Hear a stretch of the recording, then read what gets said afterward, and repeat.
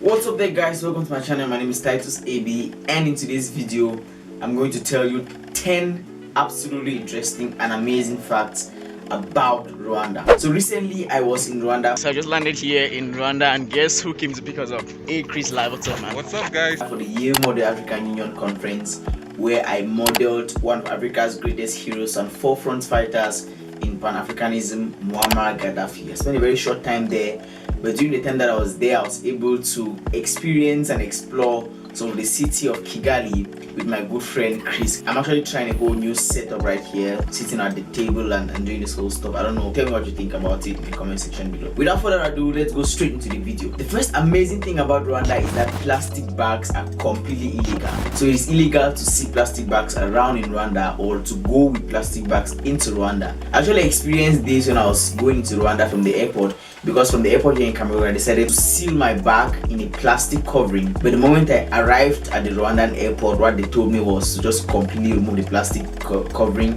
and dump it in the trash, and I was not allowed to go with it into the country. And I think that is absolutely amazing and really interesting, because most of the world is really talking about conserving the environment. Most of the world is talking about, saving the planet for the future, but very few countries are actually doing something with respect to that. And I think that Rwanda has been doing that since 2008. They actually banned the use of plastic bags in Rwanda in 2008, and I think that that's absolutely genius, and most African countries should really copy after this. It's really wonderful. Amazing fact number 2, which may not be so amazing, is that Rwanda has experienced the most gruesome and the most painful genocide in the history of entire Africa, and that actually happened in 1994, where over 800,000 Rwandans were slaughtered and murdered in genocide between the then Tutsis and Hutus. And point number 2, which I don't want to dwell on a lot because it's not very emotionally uplifting, takes us into point number 3, which is that it is illegal to ask someone in Rwanda if they are Tutsi or Hutu. So after the genocide in 1994, the president Paul Kagame decided to eliminate the whole systems of Tutsis and Hutus, which were the two main tribes in Rwanda at that time, in a bid to bring Rwandan people together and to unite them. And I think that actually worked. Now in Rwanda, you're just a Rwandan. You're not the Tutsi, you're not the Hutu, you're just a Rwandan. And it's actually illegal to ask somebody if they're Tutsi or Hutu, because of course some of those grudges could still be held back from the past and they will come into the present.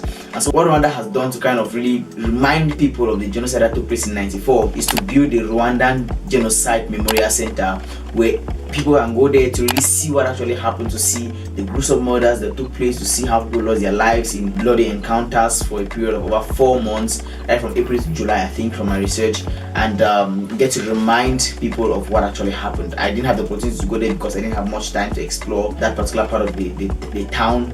But if you have the opportunity to travel to Rwanda, I definitely recommend that you visit the Rwandan Genocide Memorial Center. That brings us to our 4th point. Rwanda is actually the cleanest city in Africa and one of the most organized cities in Africa. So every Saturday has what they call the community work day, where people come out of their homes and basically do work for the community, like opening up the gutters, cleaning the streets, sweeping the frontage of their doors and the area around their homes, to keep the community clean, maybe going into the town to actually sweep the streets and things like that. And that's absolutely wonderful, and I think that more countries in Africa should equally copy that, because waste management systems in Africa are not the very best. Waste management institutions are not doing a very good job. For example, in many countries, I'm not going to quote any countries here, but I think that they could kind of replicate that system where they do community work, and every Saturday people dedicate maybe 2-3 hours in the morning, and it should be mandatory to come out and just clean the community. Point number 5 is that Rwanda actually has the highest percentage of female involvement in the parliament, and that's the highest percentage in the entire world, not just in Africa or in the East African region, but in the entire world. It has over 60% of females in the parliament. I think that is a country really cheering and leading in the area of women empowerment and women involvement in government. I actually discovered that the fact that women are involved in government of Rwanda has actually changed so many things in Rwanda. Like the level of the economy, which is really developing, the social status of people is actually moving forward, and the communities are actually growing in a very positive way. And Rwanda is really one of the tech giants in Africa, although it's still upcoming, but it is up and coming at a very powerful pace and at a very strong rate. Point number 6, there's what we call the car-free day in Rwanda, which is a day where cars don't move. I don't know how true this is, and I wasn't able to experience it in person, but from the information that I got from the research that I did, is that basically it's a day where cars do not move at all, and people are allowed to go out to the street and do physical exercise, run with their scooters, run with their bicycles, kind of engage in healthy practices like running, jogging, hanging out with friends and family, communities on the street. Like it's really a nice time. Point number 7, if you are someone who particularly likes the nightlife and who likes to go out at night and experience nightlife in different countries and different cities, then Rwanda is absolutely a place for you, especially Kigali. They have a very organized nightlife system with very good spots. So if you want to go out like to a nice spot, there are very good spots there. I'm not going to call the name of anyone because I've not been paid to do any kind of advertising, but yeah, the system there is very good. And if you go out at night, you discover that there's a lot of security, because we did a lot of traveling at night and movement at night. There's a lot of security, especially at the spots where there are like clubs and stuff like that. So there's always security in Rwanda, even at night. So the chances of you getting robbed at night in Rwanda are actually very slim. And if you can't find your way, you can literally just call the police, and then they come and pick you up from where you are and take you to where you want to go, and it's really interesting. So thumbs up Rwanda. Point number 8, Rwanda has one of the most favorable up and coming ecosystems for startups in Africa. I mean, after Kenya and Nigeria, it will definitely be Rwanda. And Rwanda is definitely making its way up the ranks of in terms of favorability of startups in Africa. And the reason for this is there are very many systems put in place, such as numerous accelerator programs and startup mentorship processes instituted by the government to support young people in their startups.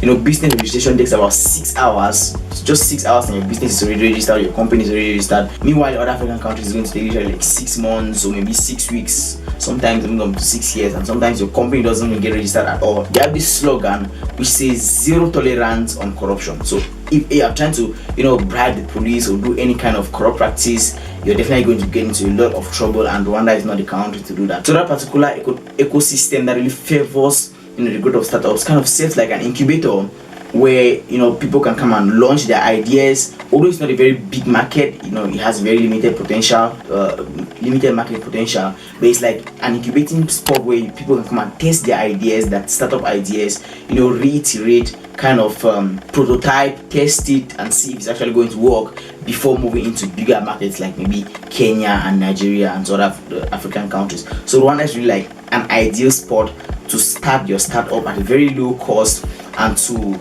push your product and test your product to see how efficient and marketable it probably is in the long run. Point number 9 is that the Rwandan people are very, very loved. They are very welcoming. They are very kind.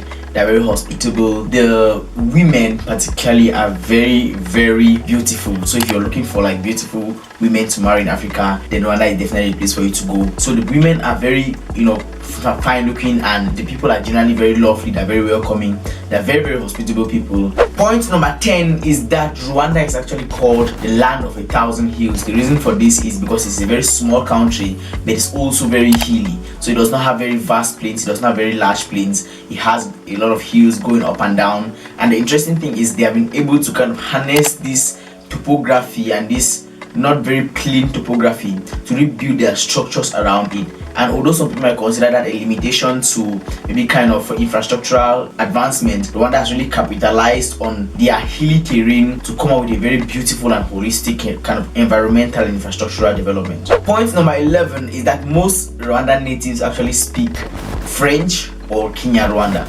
So Rwanda was recently a French country because they were under a French colonial master, and so under the president Paul Kagame now they are switching the language to English, so from French to English. Although that is the case, most of the natives or the older persons in Rwanda or people who live in the suburbs actually speak Kinyarwanda or French, because it is mostly those who are in schools or in big institutions or in public institutions that actually do get to learn and speak English, while those who are kind of like the older people in society have just been stuck with French, and those who are not very educated are kind of stuck with French and Kinyarwanda. So Kinyarwanda is an actually interesting language. I've heard it being spoken by a couple of people, and it sounds interesting. I wouldn't say like Swahili though. So that was 10 amazing and interesting facts about Rwanda that you probably didn't know. So which of these facts was your most interesting one? Which one was the most amazing one? Go ahead and leave it in the comment section below. But before you click off this video, there's some few interesting things that I want to share with you. First, I'm running a course called Prepare Yourself for Global Opportunities, during which I'm equipping young people with the skills, the tools, the resources, and most importantly, the network that they need to gain access to international opportunities. If you want to prepare yourself to gain access to the opportunities which you have seen previously on my channel that I've had access to, then this is definitely the course for you. Secondly, my contact information is in the description box below. So if you want to book any one-on-one discussion or call, then go ahead and check out my contact information in the description box below, and I'll be waiting to hear from you. Make sure to subscribe to the channel, hit the like button on this video, and share it with somebody who is passionate about Africa or who wants to know about some of the African countries. And yeah, have a good one. Kigali Heights is one building. Yeah. Okay, so Kigali Heights is this building behind us. Yeah.